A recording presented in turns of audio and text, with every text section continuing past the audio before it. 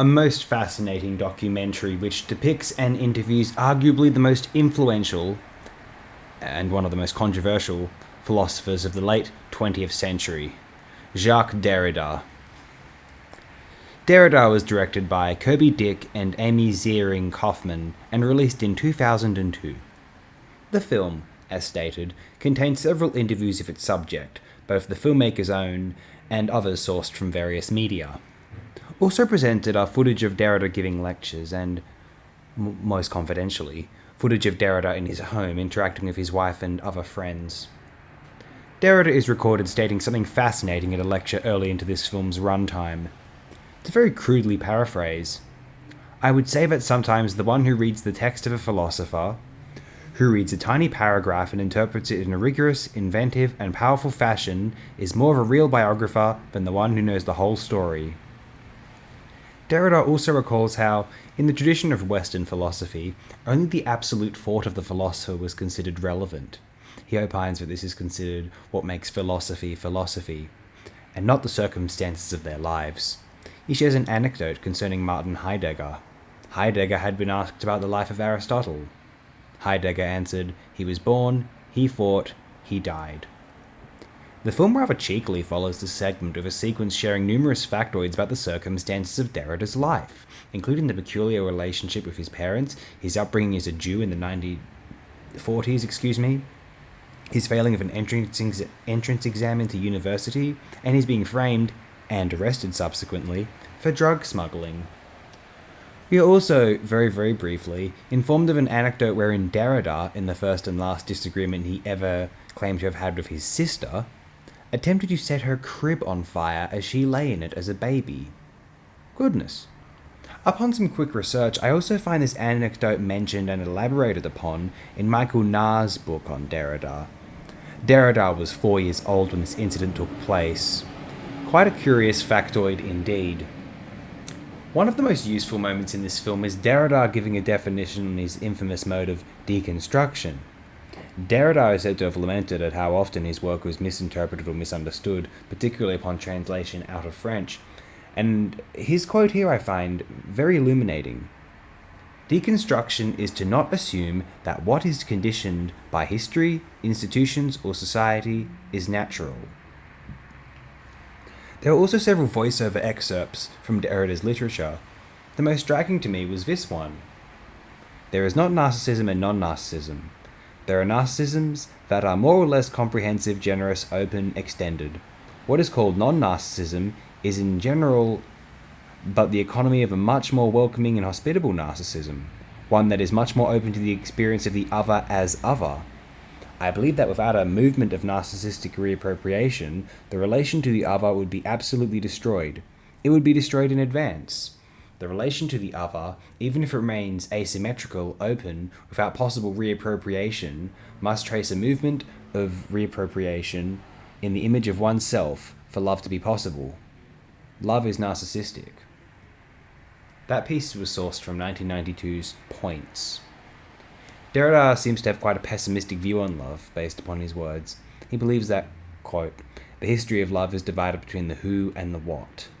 The who being what is seductive about the person they love, and the what being what they actually are, and why they fall out of love eventually.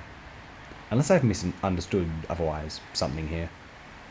And yet, in the recordings, in this documentary, in this occasional mocked by Derrida attempt at cinema verite, we are presented with a man who clearly adores his wife, speaks in reverence of his mother, exalts his sister, talks with awe about his son and his grandchildren, and quite happily greets his excited fans after a lecture, addressing their questions with respect and, to acknowledge Derrida's own statements about the human eye's nakedness, an evident gratitude toward their curiosity and reverence. There are two opinions I feel as though I would be expected to share here. One being my thoughts upon this particular documentary film, and another my views on Jacques Derrida himself. To some, these two opinions might be inextricably tied. How should I put this? Derrida, in the literal meaning of the term, is an extremely fascinating thinker.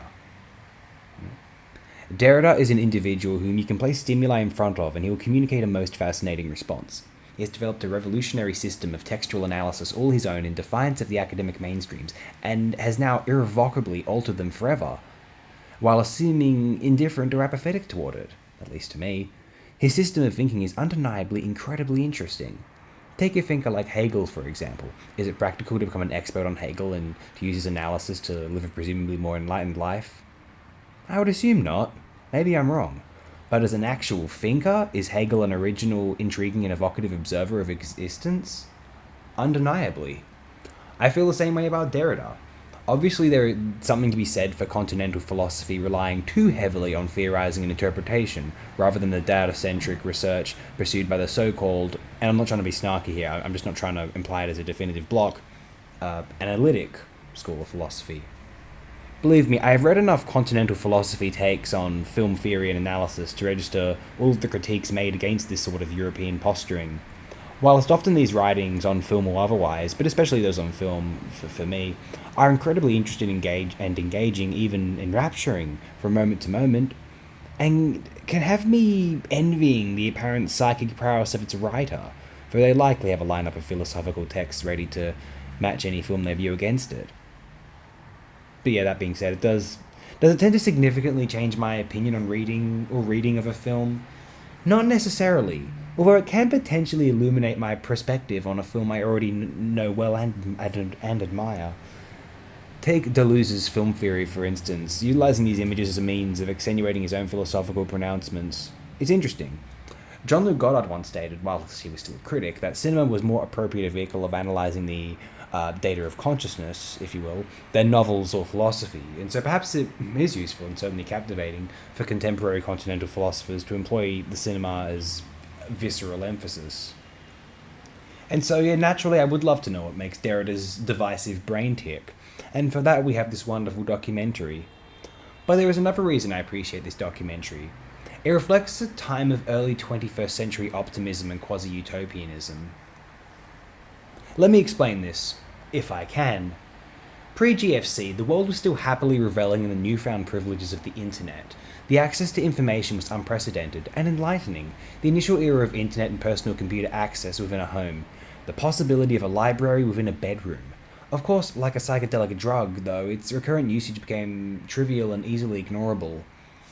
I have a mental image of a still exciting era wherein one could purchase a DVD of Derrida over the internet, view it from the comfort of their bed via a new DVD player, and then discuss it on one of these new and invigorated film discussion forums. It would have felt like the enlightening, beautiful, even flawless, or at least pleasurable enough to render any of life's faults futile, future which had been promised throughout the late 20th century, and especially as PCs and the internet were gradually birthed during the 1990s. No, really, imagine trying to just read or discuss Derrida outside of a university setting in the 1990s. By the next decade, DVD manufacturing was widespread, internet forums and shopping were rampant, opinions and conversation were rife. And then 10 years later, there was so much we didn't know how to get away from it. These are just my perceptions, but this Derrida documentary feels like a vestige of an era where the internet was used to discuss and kind of psychedelically process the real world. And now, by the 2010s and still strong in the early 2020s, the real world is where we discuss what has been posted onto the internet. But what do I know? I try as best I can to articulate how I feel, for I feel a certain pride in authentic responses to stimuli. Like Derrida, I am fascinated by love. I find it compelling how love, romantic love say, is an uncontrollable emotion. This is precisely the fall of falling in love.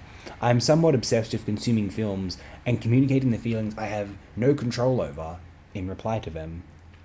It's an odd existence, and not an enviable existence, I assume, but I do find it fun, and I feel happy, for now.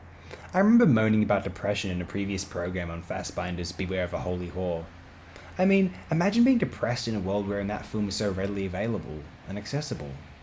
But alas, it was leading up to a film shoot I had been planning for months, entirely depending on a few hours one night, and I actually inexplicably pulled it off somehow. Anyway, that's a rambling spiel on 2002's Derrida. Jacques Derrida's son shared this note upon his father's funeral. Jacques wanted no rites and no orations. He knows from experience what an ordeal it is for the friend who takes on this task. He asks me to thank you for coming and to bless you. He beseeches you to not be sad, to think only of the many happy moments you gave him the chance to share with him. Smile for me, he says, as I will have smiled for you until the end. always prefer life and constantly affirm survival. I love you and am smiling at you from wherever I am. There we go. I love you all.